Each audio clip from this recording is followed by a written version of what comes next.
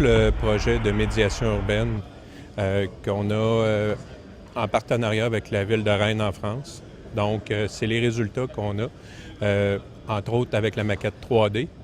Mais pas juste par rapport à cet outil-là, mais aussi toute la conception, comment on définit nos relations avec le citoyen à partir du modèle 3D, comment on va présenter nos projets à l'avenir, parce que la maquette 3D a quand même une bonne historique ici à la Ville, mais en même temps, c'est de voir aussi les façons de faire en France, comment eux utilisent cette maquette-là pour justement donner plus d'informations aux citoyens, avoir leur feedback sur les projets, puis mieux faire accepter nos projets à la Ville. En même temps, le 3D nous permet d'être plus vivant que de voir l'orientation du projet dans son ensemble, pas juste selon un angle de vue précis, celui souvent du promoteur qui veut montrer que son projet, mais vraiment selon toutes les facettes du projet. On peut même faire un avant-après pour montrer aux citoyens qu'est-ce que ça va avoir de l'air, l'impact justement, comme vous disiez, sur les ombres. Donc, ça nous amène plus d'ouverture pour aller avec le citoyen directement sur le terrain, montrer les changements qu'il va y avoir par rapport au projet. Puis il y a même d'autres versions, d'autres orientations aussi qui peuvent être données, plus historiques.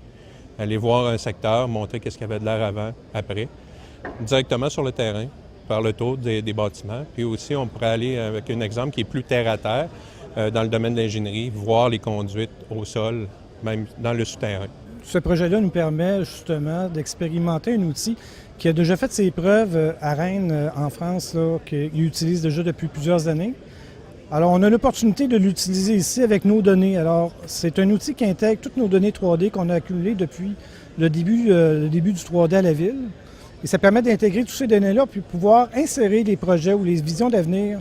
Donc, c'est une maquette, finalement, qui est entièrement, une espèce d'intégrateur qui permet d'intégrer nos données 3D, les projets des promoteurs, des constructeurs veulent implanter un projet, les gens veulent comprendre le projet, le contexte. Alors, on peut, d'une façon interactive, nous, mais même le citoyen, peut-être, dans un avenir, va pouvoir, à partir du site web de la Ville, utiliser la maquette 3D chez eux à leur écran, évaluer le projet.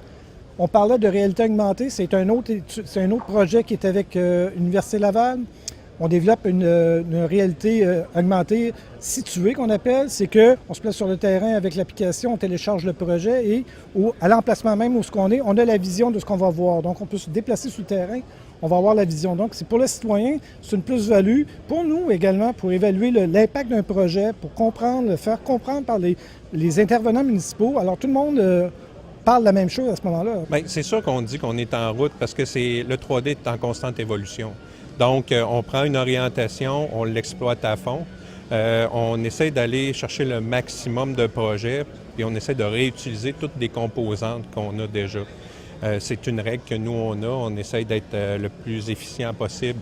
Puis on l'espère, c'est que les arrondissements vont s'approprier cet outil-là pour justement donner un autre souffle aux données, puis aller encore plus loin, donner d'autres orientations.